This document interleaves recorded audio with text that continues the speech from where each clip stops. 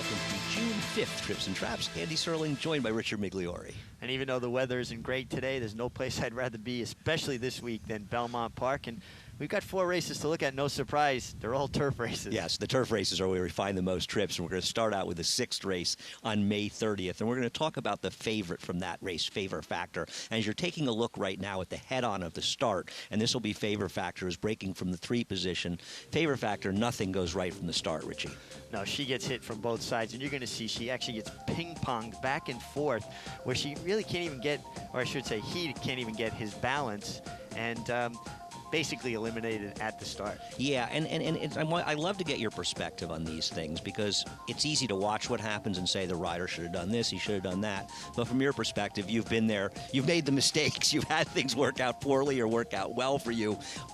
This is a situation where the horse, and you'll talk about this, drops back from the race, ends up making a premature wide move, and may have cost him the race because he actually ran very well. Yeah, well, beaten less than 2 lengths for everything. So, but you know, in defense of Johnny Velasquez, I think what happens, and I know it's happened to me, your natural reaction when you get kind of bounced back and the horse takes himself even out of the race a little bit more, you want to slap him on the shoulder to make sure, you know, don't just quit running completely, and then the horse may overreact, and I think that's what happened here, because now this horse is pulling his way up into the picture on the outside, and I think he just kind of set him off, and the horse got a little rank. Yeah, I mean, he runs up much, much too close, and it's interesting, the horse in the rail and those red and orange, or blue, orange and blue Rapoli silks actually ends up losing the race by a head.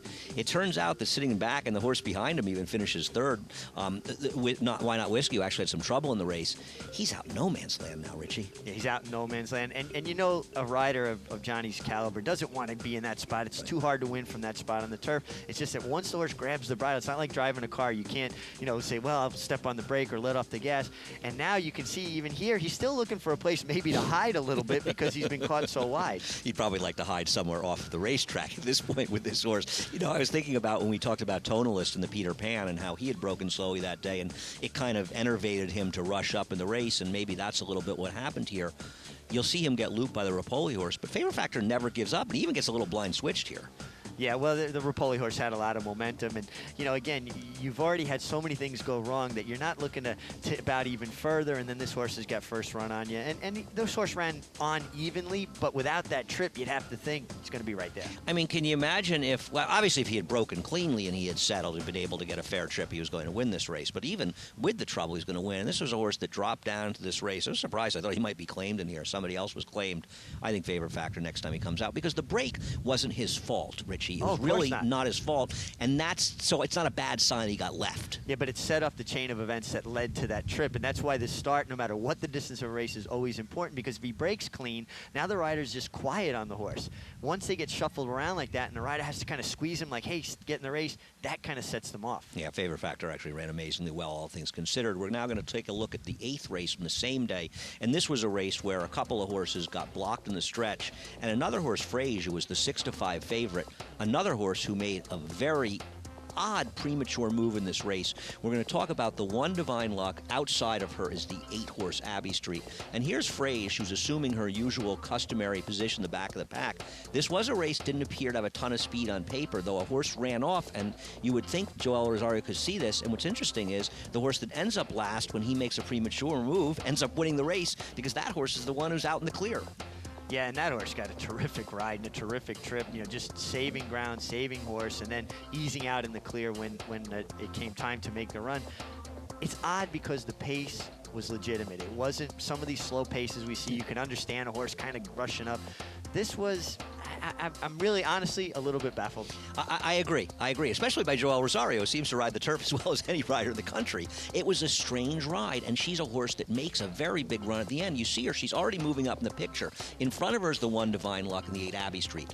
I think John Velasquez just got skunked here. He did the best thing he could from the rail. He got her involved in the race in a good position. He never got out. Rajiv Mirage got skunked on Abbey Street. She never got out. He had her in the right position, but I don't know why Frage is making that ride one. I wonder if it's maybe the horse got flushed out into the clear and got in the bridle too much. It was very premature, and you can see it's just too hard to win making that run around the turn 4-5 wide the entire turn here at Belmont. And I think the inside horses that get stopped, this is a great illustration of not a bad ride, an unlucky ride, because this is the way you want to ride the turf. And if it works out, they're heroes. Obviously, it didn't work out, but that's the way to ride the turf. I totally agree with you. And I bet Abbey Street, she was unlucky. Anybody who wants to blame Johnny on divine luck or Rajiv, you see Rajiv, he's just completely buried there. Johnny will actually get through a little towards the inside, but it's too late. She's not running there. Frage gives up. I don't know what happened. You just don't know looking at it. Watching this again now, and this is the first time I picked up on it, and it's about the 5th time I've watched it. Frage looked like maybe she was getting out a little bit. Maybe that's why she wound up in the clear, because it looked to me like she was hanging on the inside rein, turning for home, and maybe that's what led to all the problems that he had. Well, it'll be interesting to see if she comes back in a relatively short time, and if she does, maybe there's an equipment change, because she's a much better filly than this. I mean, she's run some very good races. That makes the most sense to me. That would explain why, because it was a very uncharacteristic move by Joel Rosario, but it looked to me like maybe she locked on one side of the bit and was kind of actually getting out and causing him into that position. And that's why she ran off on him. Yeah. Well, it's certainly a possibility, and it's nice to get that perspective. We turn our attention now to the 10th race on May 31st, and this was a maiden special weight. And I think it's interesting to watch Distorted Beauty, the winner, who will be well back in the pack, and look at the eventual 4th finisher, Winter Wish, who I thought was overbet at 7-2. After I watched this race, I thought Winter Wish might have been one of the best horses in the race. Another horse that made a wide premature move, and the winner, Distorted Beauty for Jose Ortiz, got a much more patient ride. I thought maybe the 5 Lavender Road, and I wanted your opinion on this, Richie. You'll see her. She's the 5 horse down the inside. We'll stop it in a second. She'll get shuffled a little bit. I don't think she ran well, but I think she had a little bit of trouble in here and might be a little bit better than it looks. I was wondering your opinion. Yeah, this horse definitely got shuffled back. And there are points in the race where you want to be going forward, and it's not a time where you want to be giving up that position. Also, kind of was put in a tough position. I just don't understand why you would linger in a certain spot. You have to make a decision before you get to a certain point whether you're going to hold that position or you're going to give way to those outside horses. And he really never quite made a decision, Wilmer Garcia. He's on the rail, and on the outside, you're seeing Winter Wish making that wide premature move. You're going to see the winner in red coming in the picture. Look where Winter Wish is, and look at where the eventual winner is. This is one where patience was so much rewarded, something you see in turf racing over and over again. Yeah, and you can make the last run in turf racing. You don't have to be up on the pace as you turn for home. You see very often the horse making this last run get the money. Now, obviously, this horse came outside, but saved ground the majority of the turn. Right, and you look at Winter Wish, she's actually still running. She got blind switched when the winner blew by her in the stretch.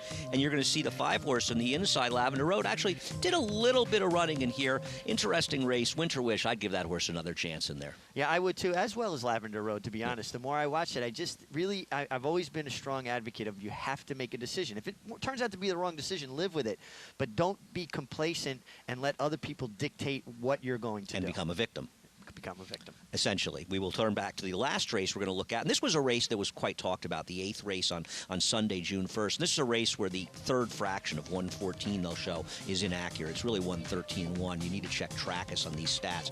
I want to talk about Stableford, who's actually back in last. I can't circle it from there, but it's the horse in purple in the back, outside of the horse in yellow and black. Seeing moving up here. I was trying to determine, Richie, in watching this, if there was any horse I thought really ran better than it appeared on paper. He seemed to be the one. I thought this was kind of an interesting race overall. Yeah, I think so as well. And this illustrates to me a trip that you want to have a horse come out of. You see horses steadying in here. There was a lot of jam up. The 4 horse really had to take up there.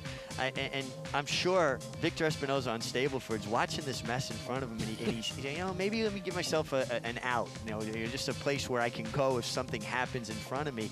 And this horse winds up having kind of that wide grinding trip. Yeah, that wide trip to nowhere, sort of. You can't win, especially when you're talking about a slow-paced race like this. And I don't think, and neither one of us are indicating we think in any way it was Victor's fault. If anything, you're suggesting that he's realizing I get away from that mess, because if I sit in there, I'm going to get in trouble. I just think he may have been the horse that ran the best, that was the most victimized. Yeah, absolutely. And I can almost read Victor's mind here. The horse is starting to get going. He's outside. He actually took up a little bit, seeing maybe I can tuck back in somewhere, and now he's committed. There's nothing he can do but go with that outside flow. And he really didn't run badly. I mean, this horse only lost the race by 3.5 lengths. You see him out there. He's following the eventual winner, by the way, who was a horse for Leal Stable. I guess he's Leal and Team Valor. This horse, Deep Speed, he was well meant, and he really ran. He ran his last quarter in under 22 seconds. Yeah, he came home running, and you can just see. Look at him. You know, visually, you can see he's running, and then the clock bore that out. But, you know, he had the trip where he was just covered up enough, so when he tipped out, he had that burst where, you know, Stableford was kind of hung up outside of him. And you know, it's so nice when you get that position off the break, able to maintain that position, have that horse running into your hands, and know, boy, when I get daylight, it's all over. Yeah, no, you know, it reminds me of the race that we were talking about last week when you were showing Junior Alvarado getting cover, and you got flushed out of the cover and lost it. This horse was able to maintain that cover and had his burst at the end of the race. Yeah, because it keeps them off the bridle, and when they can just save that little bit more energy, that gives you that big pop. Well, that does it for our races this week on Trips and Traps. We've got a big week, Belmont week. We certainly can always use your help. Trips and Traps at NYRAinc.com.